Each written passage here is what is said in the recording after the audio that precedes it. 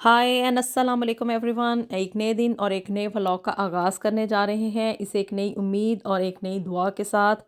कि अल्लाह ताला हम सब के अंदर एहसास और ज़मीर इन दो चीज़ों को कभी भी मरने ना दे। जी, तो आज आपके साथ जो मैं बात शेयर करने जा रही हूँ ना, इसे मैं बड़े ही बोझल दिल के साथ आप लोगों के साथ शेयर करने जा रही हूँ।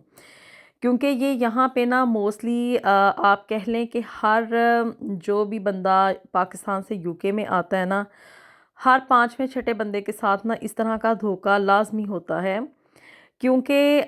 जो लोग यहाँ पे आके रहते हैं और अपनी ज़िंदगी में स्ट्रगल करते हैं, बहुत ढेर सारा पैसा भी कमा लेते हैं, नो डाउट कि यहाँ पे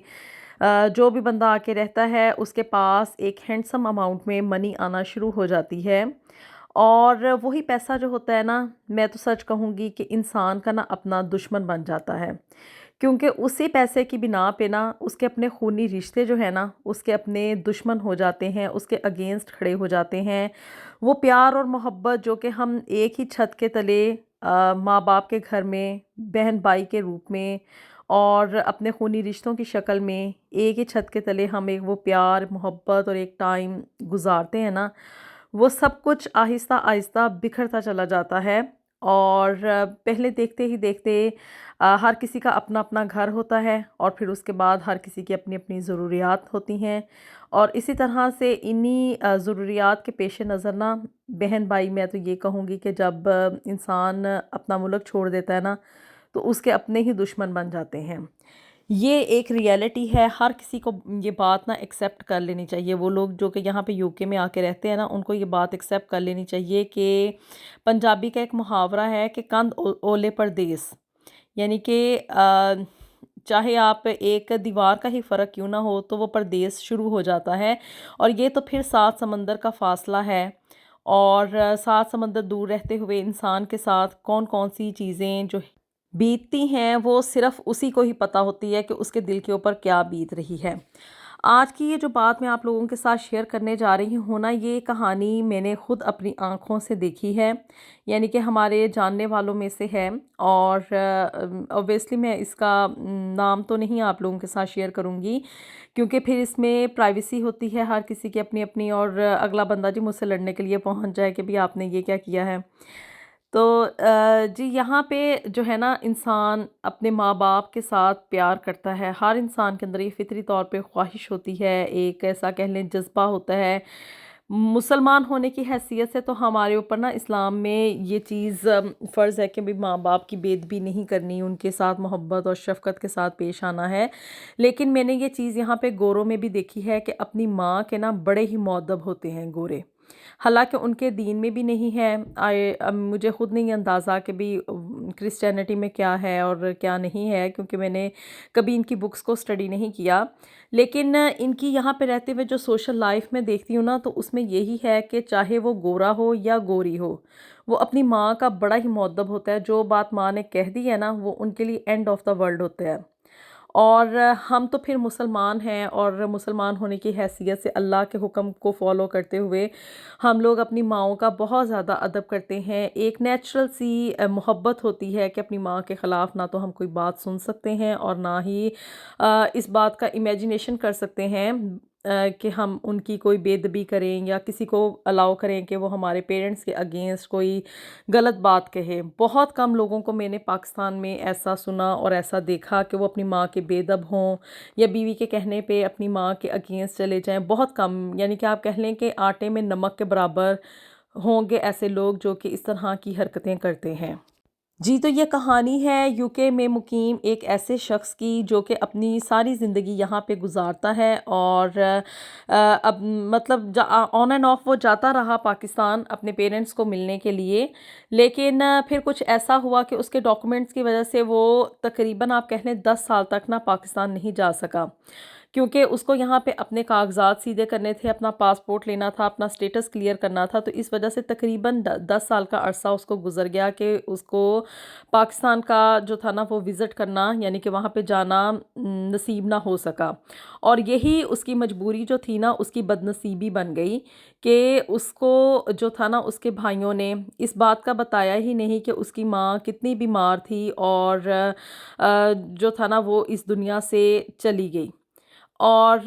صرف یہی بتاتے تھے کہ بھی ماں بیمار ہے، ماں بیمار ہے، اور یہی کچھ کرتے کرتے بس یہ ہوتا تھا کہ اس سے نا پیسے منگواتے تھے کہ بھی اب ماں کو اس ہاسپٹل میں داخل کروا لیا ہے، اب ڈاکٹر یہ کہہ رہے ہیں، اب ڈاکٹر وہ کہہ رہے ہیں، لیکن اصل حقیقت نہیں بتائی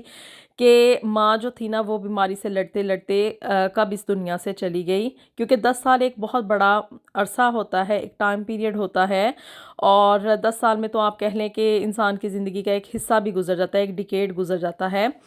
تو جی 10 سال تک نا وہ لوگ بس اسی طرح سے اب جی امی کو یہاں لے کے جانا ہے، اب امی کو وہاں لے کے جانا ہے، اور وہ لڑکا جو تھا نا وہ آدمی وہ بہت ہی اس کی ایموشنل اٹیچمنٹ تھی اپنے پیرنٹس کے ساتھ، اور اسپیشلی اپنی ماں کے ساتھ، کہ وہ جب اپنی ماں کا سنتا تھا تو بس ماں کے نام پہ تو دنیا لٹا دینے کو وہ تیار تھا۔ تو بس انہی چکروں میں کہ جی وہ لوگ بس یہی اپڈیٹ دیتے تھے کہ بھی اب امی بولنے کے قابل نہیں رہیں، ان کو کوئی مطلب ایسا پرابلم ہے، وہ بات نہیں کر سکتی فون کے اوپر، ویڈیو کال بھی نہیں ہو سکتی،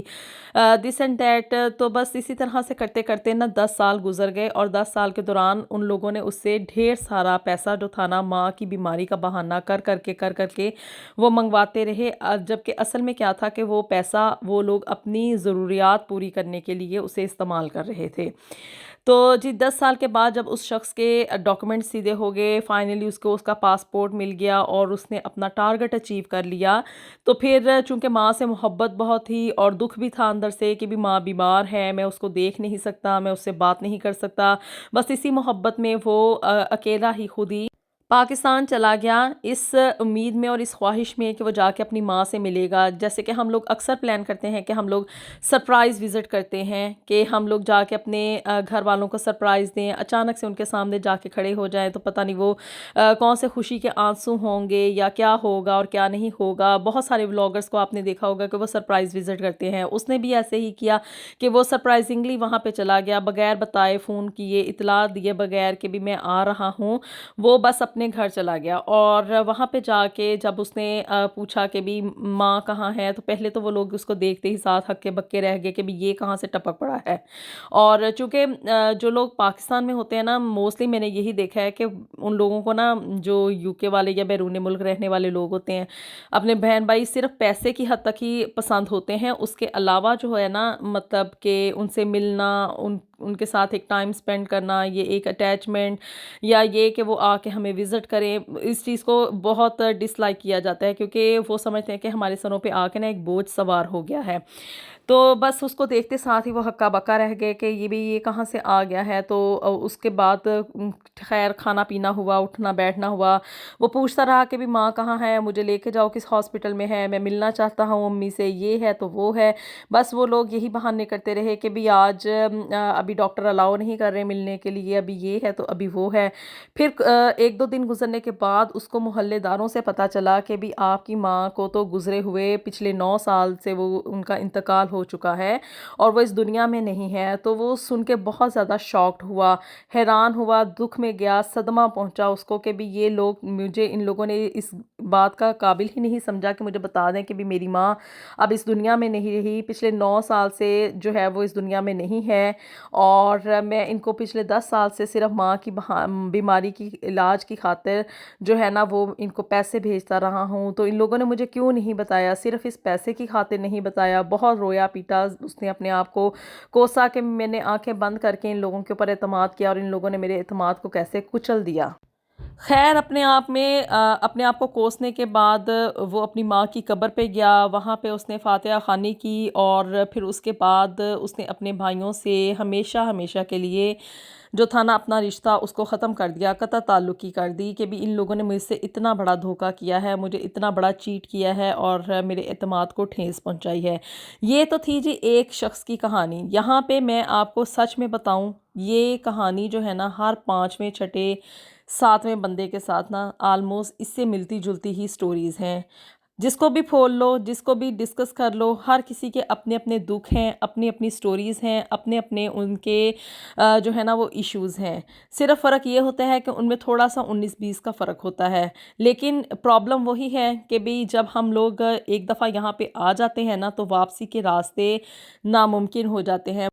چلیں جی، تو ملتے ہیں آپ سے نیکسٹ ویڈیو میں with some thing new and some thing very interesting. اپنی دعاؤں میں ہمیں یاد رکھیے گا، چینل کو بھی جلدی سے سبسکرائب کر دیں، ویڈیو کو لائک کر دیں اور شیئر کر دیں، اور اپنی رائے سے آپ نے مجھے ضرور آگاہ کرنا ہے کہ آپ اس بارے میں کیا سوچتے ہیں۔ ملتے ہیں آپ سے نیکسٹ ویڈیو میں، انٹل دین اللہ حافظ۔